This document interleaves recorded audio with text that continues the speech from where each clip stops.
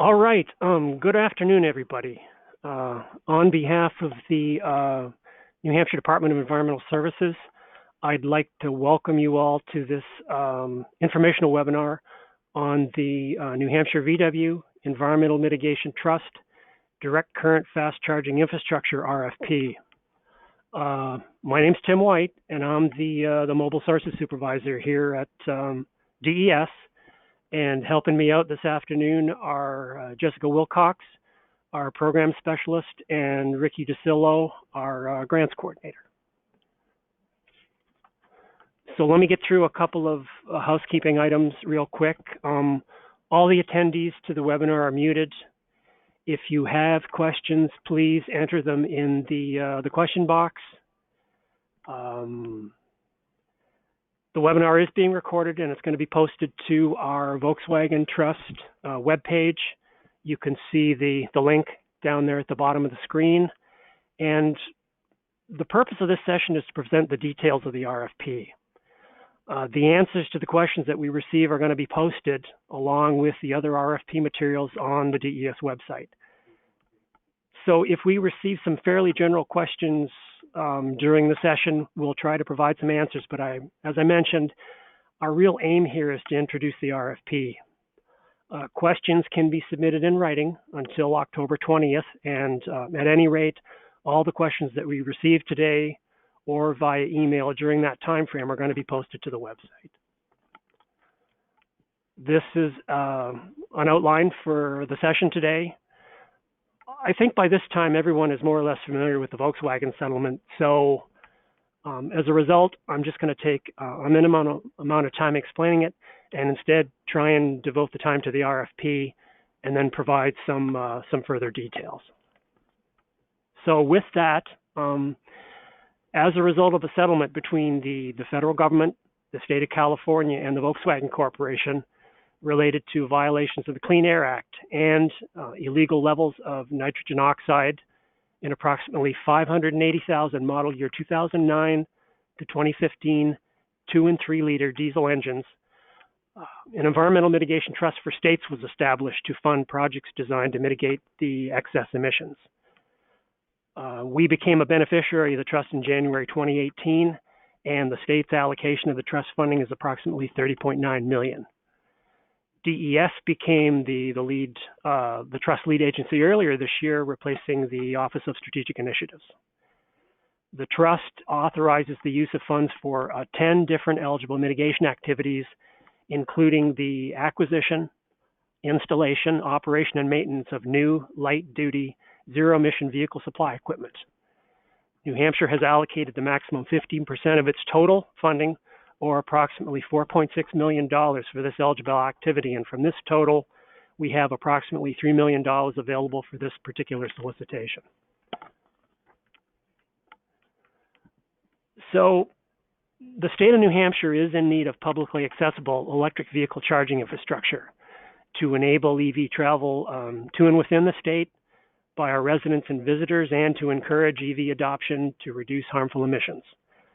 So the goal of this RFP is to support the installation of direct current fast charging and co-located level 2 electric vehicle supply equipment on key travel corridors in New Hampshire. And the objective of the RFP is to receive qualified proposals for the installation, operation, and maintenance of EVSE along the specified corridors. And as you can see, the proposal deadline date is January 3rd of 2022. So here's a timeline for the project. We issued the RFP, as I mentioned, on September 17th, and the question period opened on September 20th.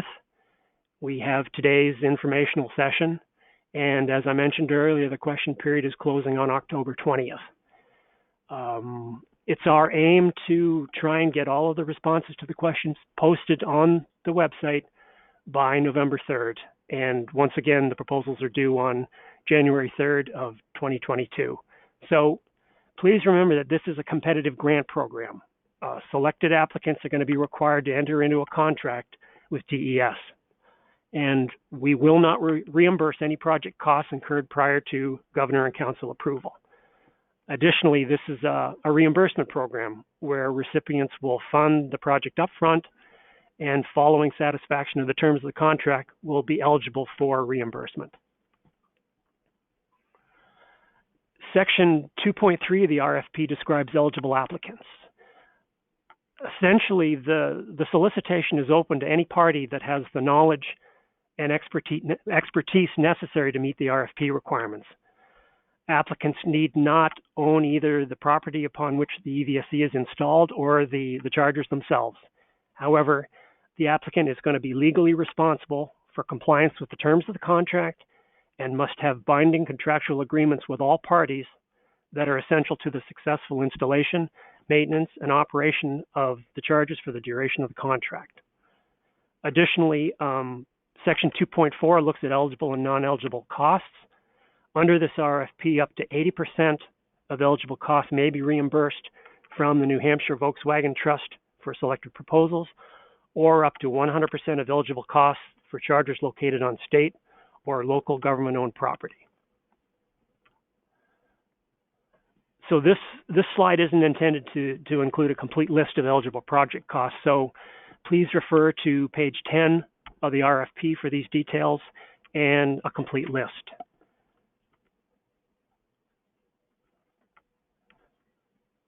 And non-eligible project costs, this slide is a listing, and once again, please refer to the RFP for all the details.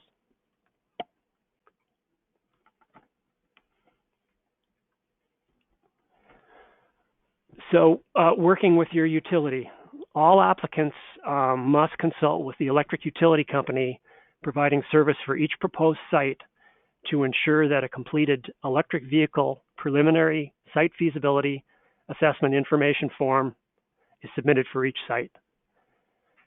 And it's very important here to note that applicants must provide the utility a minimum of 10 weeks to complete the form. A DC fast charger utility application form is included with the RFP as attachment A. So the applicant is going to complete this form and submit it to the appropriate utility contact listed in section 2.5 of the RFP. Then the utility will review the form and complete the electric vehicle preliminary site feasibility assessment information form and return it to the applicant. The electric vehicle preliminary site feasibility assessment information form is included with the RFP as attachment B, and it's incumbent upon the applicants to be responsive to requests for information from the utility that are necessary to properly complete this form. And once again, stressing both forms need to be submitted with the final proposal. And once again, applicants are advised to allow for adequate time to coordinate with the utility to ensure the full completion of the utility assessment form, including estimates of full costs. And we also want to stress here that any proposals submitted without these forms are not going to be accepted. The Electric Vehicle Charging Station Infrastructure Commission evaluated the major traffic corridors in New Hampshire back in 2019.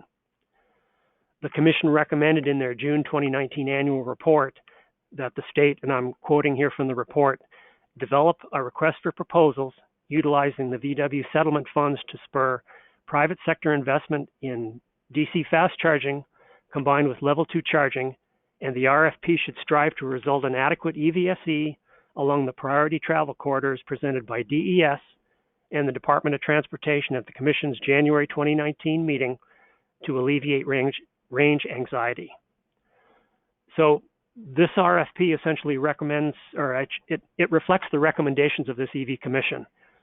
We are not obligated to award a proposal on each corridor listed in the RFP, should doing so be deemed to not be in the best use of limited funds. And here's a list of the corridors. Going through the slide, US Route 3 from the junction with US Route 2 in Lancaster to the Quebec border, US Route 2 from Lancaster to the Maine border, New Hampshire Route 16 in its entirety, US Route 302 from I-93 to the Maine border, I-93 from the Massachusetts border to the Vermont border, Interstate 89 from Concord to the Vermont border, New Hampshire Route 11 from New London to Claremont, New Hampshire Route 9 from the intersection with I-89 south to the Vermont border, and New Hampshire Route 101. Also, please note that we won't be accepting proposed sites that are within 20 miles of an existing publicly accessible DC fast charging station that includes both SAE combo and CHAdeMO connectors. So this is the reason that the I-95 and FE Everett Turnpike corridors are not included as eligible corridors in the RFP, despite being deemed a priority by the EV Commission. Proposed sites should serve travel on a specified corridor, and if a site is not immediately adjacent to a named corridor, the proposal should specify the distance from the corridor and provide justification for the site. Issues of corridor location may be reflected in the proposal score absent this adequate justification. The applicant is also going to be required to justify a proposed site within a 1% annual chance floodplain. And additionally, we will not award a contract for a proposed site within 20 miles of existing high-speed fast charging as described in the RFP. Additionally, we won't be selecting multiple proposals that are within 20 miles of each other on a corridor. So in cases where competing sites are proposed within the same area, the proposal with the higher score is going to prevail. Generally, it's the intent of this solicitation process to look at all proposals holistically to result in the best solution for the state of New Hampshire. And through this RFP, we anticipate having multiple charging locations operational by the fall of 2022.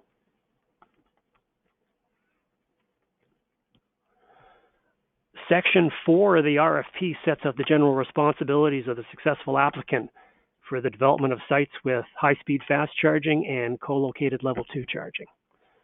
Successful applicants will be responsible for securing charger hardware and software, installation services, maintenance, network operations, and ongoing operation of the chargers to provide services to consumers at the approved sites.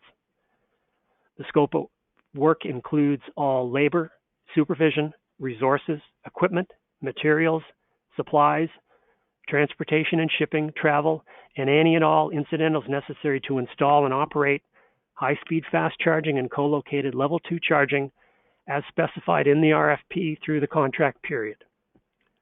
As previously mentioned, the applicant is going to be legally responsible for compliance with the terms and conditions of the RFP and the contract, but is not going to be required to directly own or operate the charging stations.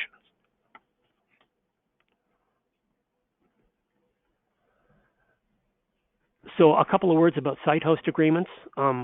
Where applicants to this RFP propose a charging station site or sites on properties not owned by the applicant, a binding site host agreement must be secured and must be provided to the state before a contract can be submitted to the Governor and Executive Council for approval. The agreement has to be signed by the applicant and the individual with the authority to make such an agreement on behalf of the host site. Under the terms of the contract with the state, the applicant will remain legally responsible for the continued operation of the chargers in compliance with the terms and conditions of the RFP and the contract, and for continued maintenance of the site and access to the chargers. However, they won't be required to directly own and or operate the charging stations. Section 4.3 of the RFP includes a list of requirements for these site agreements. Additionally, if finalized site host agreements are available, they should be included in the application. Otherwise, applicants should include a sample agreement and must submit site-specific agreements to DES within 30 days of being notified of selection for an award. Failure to submit such an agreement within this time frame may result in the withdrawal of the offer and the selection of a competing proposal. Information on site host agreements is included in Section 4.3 of the RFP, and also, along with the other RFP materials, we also have a database of site hosts that we've compiled from entities wishing to share their contact information and information related to potential charging sites with potential bidders for this RFP. And additionally, we want to make sure everybody understands that This information is being shared as a result of these requests from the entities, and it doesn't represent a comprehensive or a preferred list of proposed charging sites.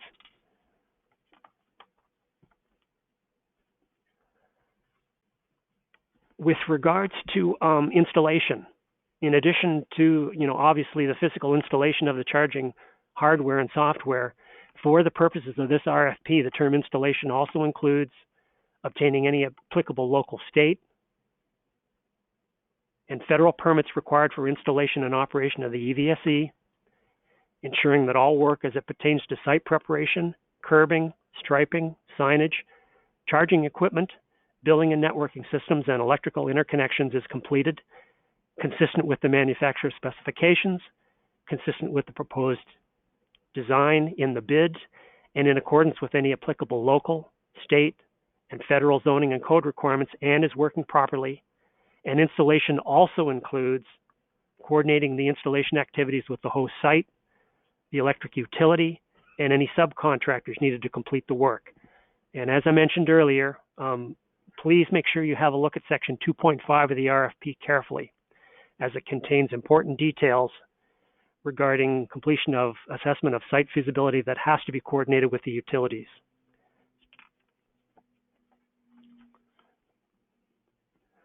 The charging station site must have adequate transformer capacity to serve the high-speed chargers and co-located level 2 chargers. Future-proofing the site with adequate power for multiple high-speed chargers and for higher power high-speed chargers of at least 150 kilowatts is encouraged and should be discussed in the proposed project.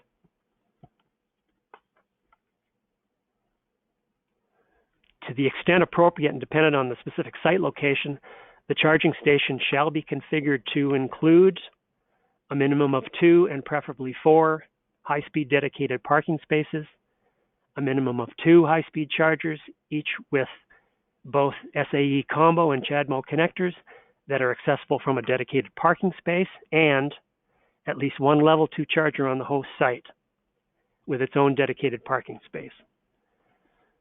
So if there are applicants that are proposing to deviate from this charging station configuration, they should include justification for the alternative configuration in their proposals.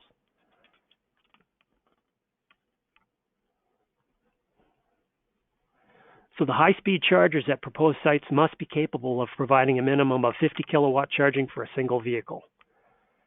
Applicants should prepare the site and utilize equipment that can be upgraded to deliver up to 150 kilowatts when warranted by technology and demand. The level 2 chargers must be capable of providing a minimum of 9.6 kilowatts for a single vehicle, and applicants should provide details describing if and how the site will be future-proofed to allow for higher kilowatt stations and additional charging units.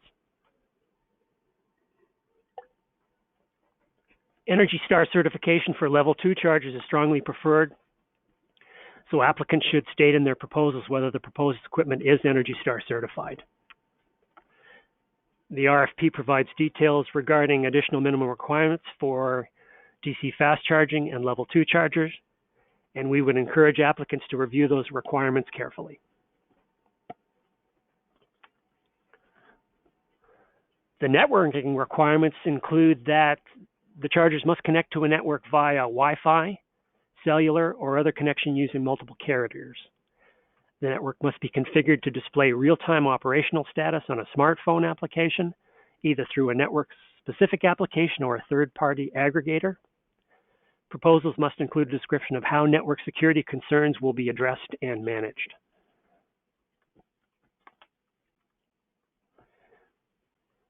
Also, the applicant is going to be responsible for working with the New Hampshire Department of Transportation and any appropriate local officials to include directional signage on and along roadways and highways to guide drivers to the charging stations. The applicant must provide for signage at each site that identifies the availability of the station and the location of the charger on the site.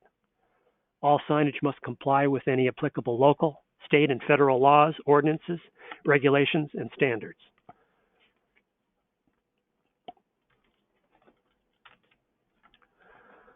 Regarding accessibility and availability of host sites, the applicant shall ensure that each EV charging station at each host site is publicly accessible 24 hours a day, 7 days a week. Please note that you can propose fewer hours, and applicants wishing to do so should provide justification for this change. Each site must be located on a paved or hardscape parking space, clearly marked to designate the spaces as reserved for EV station parking. Sites must be located in a safe, well-lit location with dusted-on area lighting and adequate access, and must be equipped with appropriate safety instructions for EV drivers regarding the proper use of the charging equipment. The applicant must have a customer service plan that describes how users of the chargers will interact with the chargers and how any issues such as billing discrepancies or equipment malfunctions will be handled, and how the state and the applicant will communicate to ensure timely responses to inquiries and resolution of any issues, including billing or operational. So as we previously discussed, to ensure future-proofing and innovation, stations should be designed where feasible in a way that will allow for future expansion and or upgrading to higher speed charging equipment. Applicants are encouraged to include innovative options in station design, and such options could address issues including but not limited to peak energy demand reduction, use of renewable energy, and demand charge management strategies.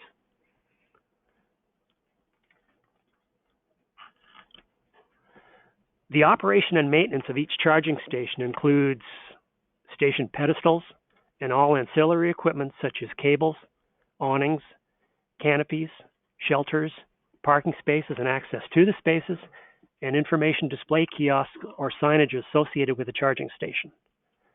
Applicants may subcontract these functions, and such intent should be fully described in the proposal. Stations and equipment shall be maintained in good working order and in compliance with all manufacturer requirements and recommendations for the duration of the contract, including but not limited to ensuring payment of all operation and maintenance costs, including but not limited to any licensing, fees, taxes, utilities, site maintenance and power supply, also establishing a schedule for regular inspection and maintenance of each charging station and all ancillary equipment, maintaining the site, including any canopies, signage, pavement, lighting, and any other appurtenances associated with the charging stations in good working order, providing for snow removal and ensuring access during inclement weather, ensuring that DC fast chargers and level 2 chargers are operational at least 97% of the time based on a schedule of 24 hours per day and 7 days per week. Initiating the process for making any needed repairs within 24 hours following notice of a malfunction or other operating issue. If a site visit is required to address a maintenance issue, service personnel should arrive at the site within 24 hours of the applicant receiving notification of the problem. And finally, completing repairs in accordance with the provisions of the approved operation and maintenance plan is also included.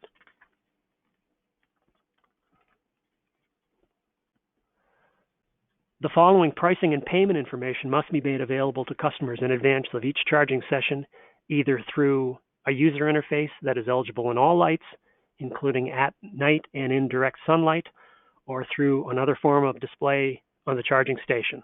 So the list includes the unit of sale, pricing per unit, any additional fees that may be assessed, maximum power level of station when not sharing power measured in kilowatts or equivalent units.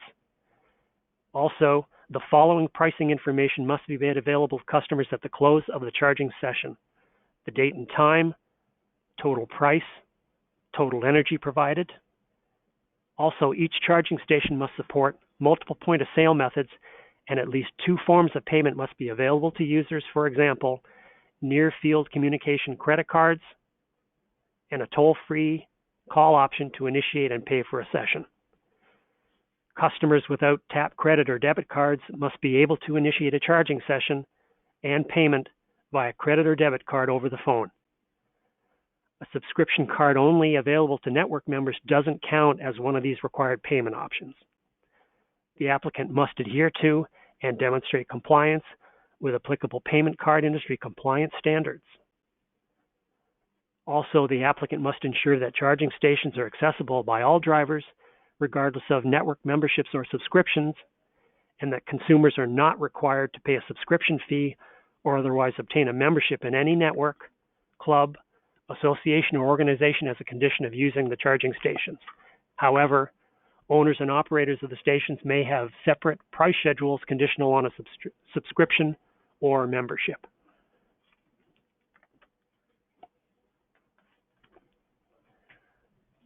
The applicant must provide customer service that is available to customers during all operating hours via a toll-free telephone number posted on or near the charging station that is clearly visible to customers.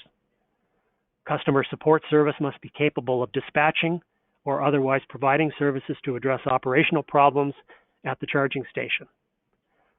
A customer who calls the toll-free number must get immediate assistance, including rebooting the system if necessary to solve the problem.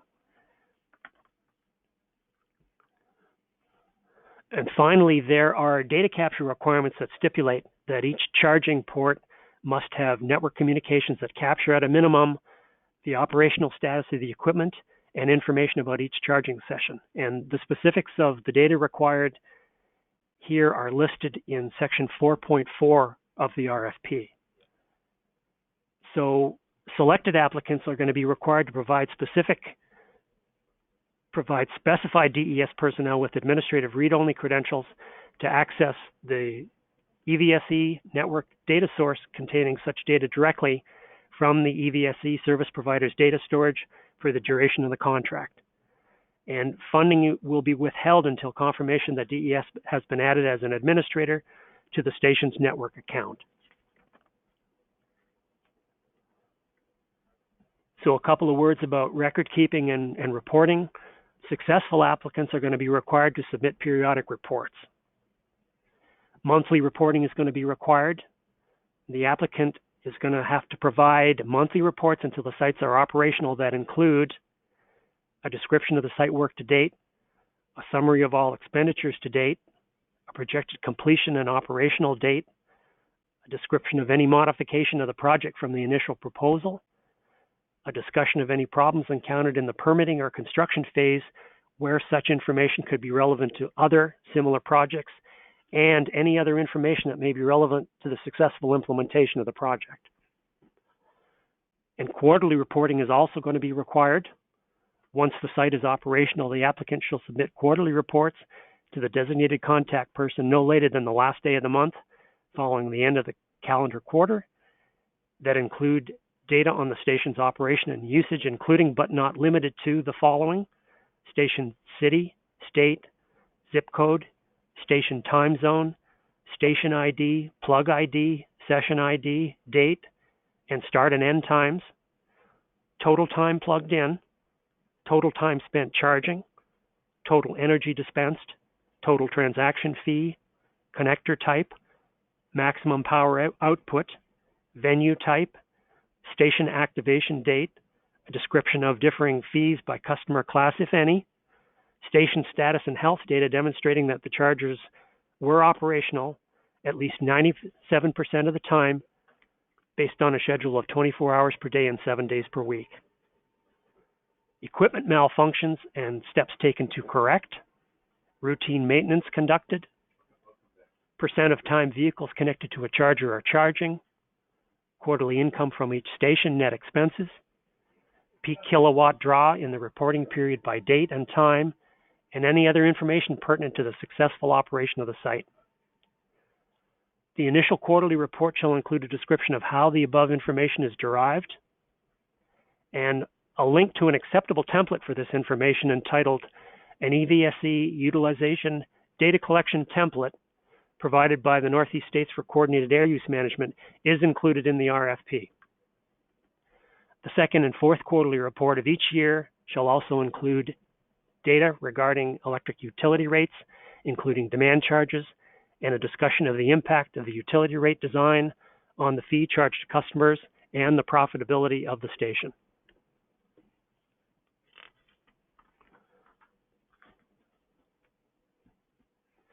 Proposals must be submitted by a single applicant. Proposals that include project partners must designate one party as the applicant and shall clearly describe the scope of work to be performed by each party and the status and terms of the legal agreement between the parties. Project personnel named in a proposal are assumed to be the people that will be doing the actual work.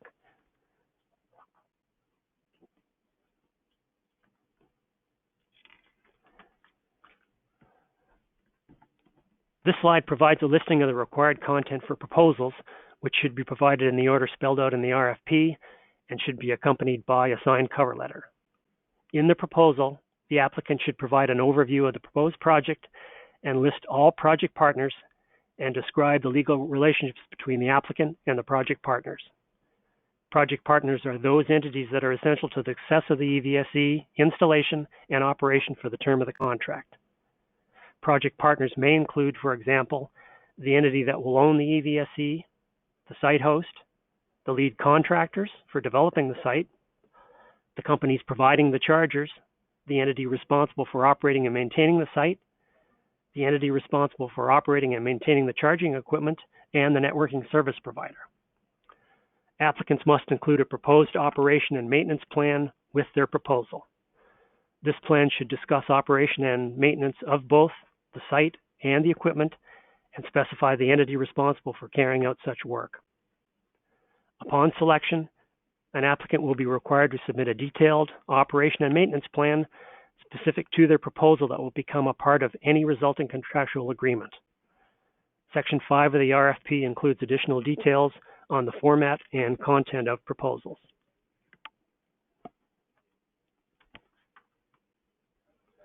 So the proposals that we receive are going to be evaluated based on a criterion point system that you can see on the screen. The criteria include proposed solution, cost, experience and qualifications, personnel, proposed services, references, experience, and other New Hampshire benefits, which could include but aren't limited to things like positive environmental impacts beyond the benefits of supporting EV travel, additional economic development associated with the charging stations, plan strategies to encourage the use of the chargers, or other measures proposed by the applicant deemed to add additional value to the state of New Hampshire. And finally, please spend some time going through the general conditions included in Section 7 of the RFP, and also review Section 8, which includes a list of the required attachments. So the DES website is your source of information on the RFP, including information on entities expressing site host interest that I talked about earlier. And also, as we receive them, we're going to post questions and answers on the website. The slide includes the link where you can find the information related to the RFP. So that's the end of the presentation. You can get my email address off the bottom of the slide. It's also included in the RFP. And now I'm going to turn to the questions that we have received so far from the people involved in the session here this afternoon. So here's a question. It says, how many level 2 ports are needed to be adjacent to the DC fast charging site, and what does adjacent mean? So I would refer you, for that, an answer to that question, I would refer you to Section 4.1 of the RFP, which states at least one level 2 charger on the host site, and it doesn't have to be located adjacent to the DC fast charger with its own dedicated parking space. And as I mentioned before, applicants proposing to deviate from this configuration in the RFP should include in their proposal justification for any alternative configuration that they want to propose.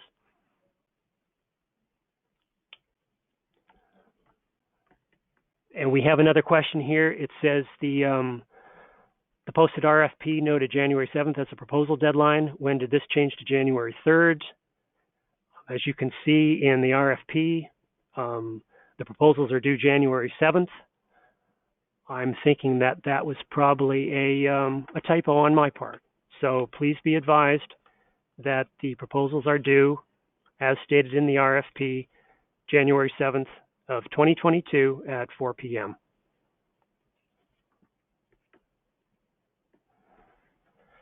The next question I have is, what is the expected completion date for all projects under this RFP?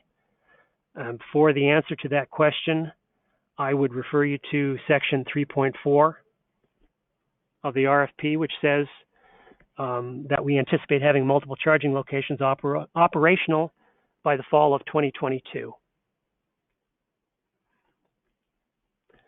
The next question that I have is, would many more quarter miles become eligible when Tesla opens up their chargers to non-Tesla owners in Q4 of 2022, as they have said that they would? And would this impact proposal review in any way? I don't think that we are offering an answer to that question right now. I think that we were probably going to have to take a closer look at that question, but rest assured that we will respond, and the full answer will be on the website. The next question is, if there is a 20-mile limit to proposed sites, will affected applicants be notified of the issue to assess whether their proposed project can be shifted to amend their proposal? The answer is that, and I'm thinking that we are probably going to have to formulate an answer to that question, and the answer will be on the website. We will have to take a little bit closer look at that question and formulate an answer, and it'll go onto the website.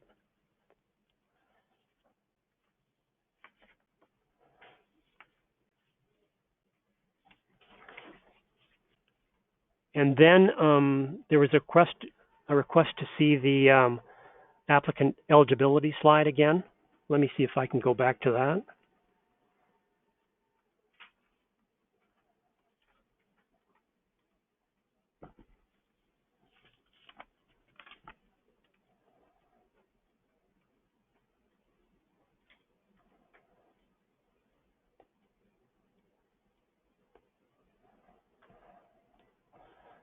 There's the eligibility slide.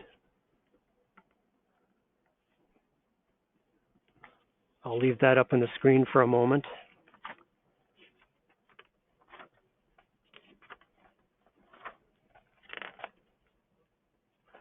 And also direct the individual asking this question to section 2.3 of the RFP, which is on page 9. I noted, I think on this slide, that essentially the solicitation is open to any party with the knowledge and expertise necessary to meet the requirements. So, as I said, please refer to section 2.3 of the RFP for more information on that question.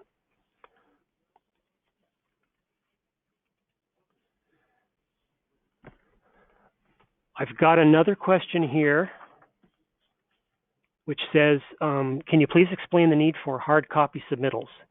Is DES willing to reconsider and only require an electronic copy?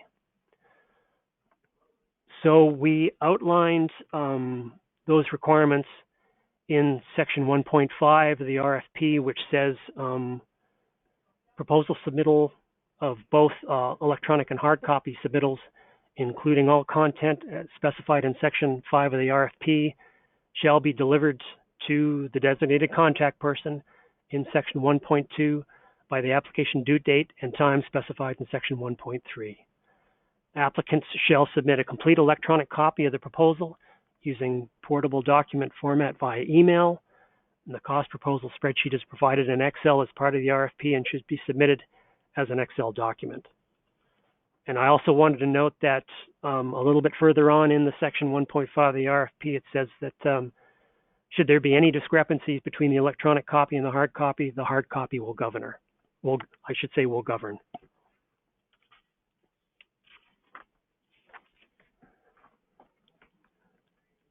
I'm just waiting to see if we have any more questions. before we go any further? In the meantime, let me go back to the slide with the timeline, noting again the proposals are due January 7th, 2022 at 4 p.m. despite the incorrect information on the slide. Once again, the RFP was issued September 17th, and we have an open question period right now that ends on October 6th. And it is our intention to close that question period on October 20th as a means to get all of the questions answered and posted to the DES website by November 3rd.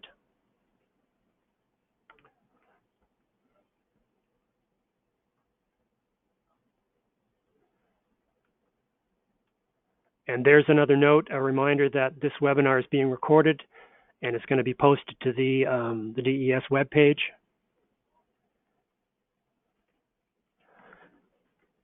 And I'm thinking that we may have another question.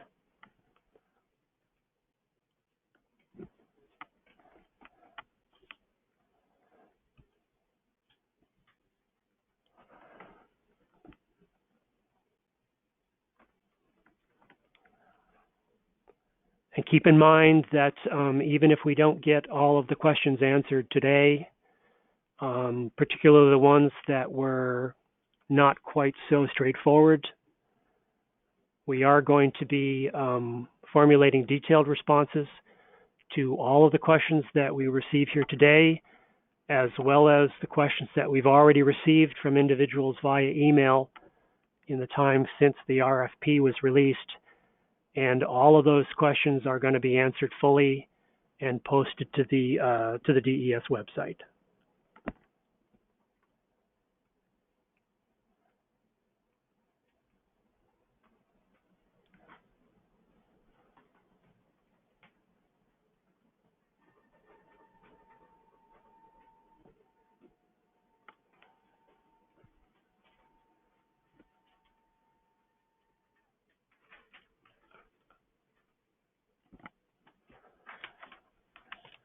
And here's one more question.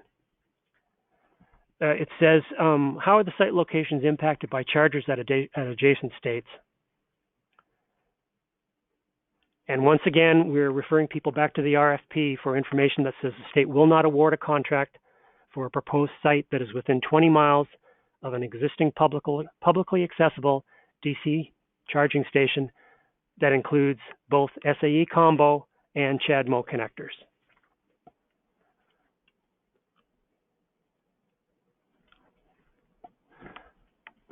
So I think that's all the questions that we have at the moment. I'm just checking to make sure that there haven't been any more that have been received.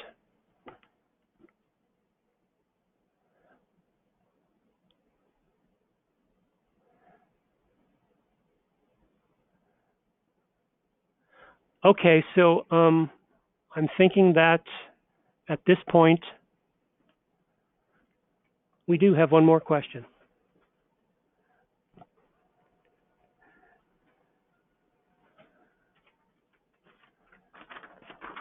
And it says, in terms of location, must the DC fast chargers be located within a specific distance of a designated corridor?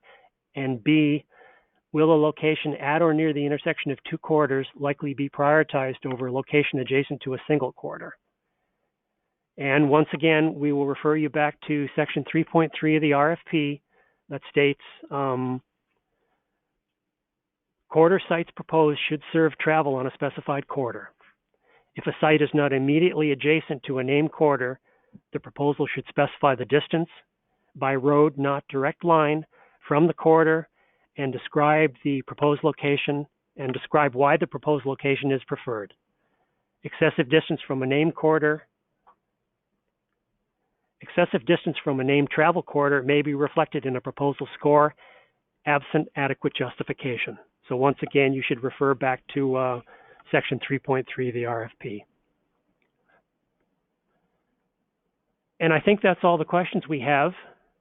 So on behalf of myself and Jessica and Ricky, I want to thank you all for attending this informational session here this afternoon. We're hoping that it's been helpful to you in terms of getting yourself through the process of completing proposals for this particular project. And that's my email address. If you have any other questions that you'd like to submit following the end of the webinar. So once again, thank you very much for your time. And I guess we're giving you back 15 minutes of your day. So thanks very much, and bye now.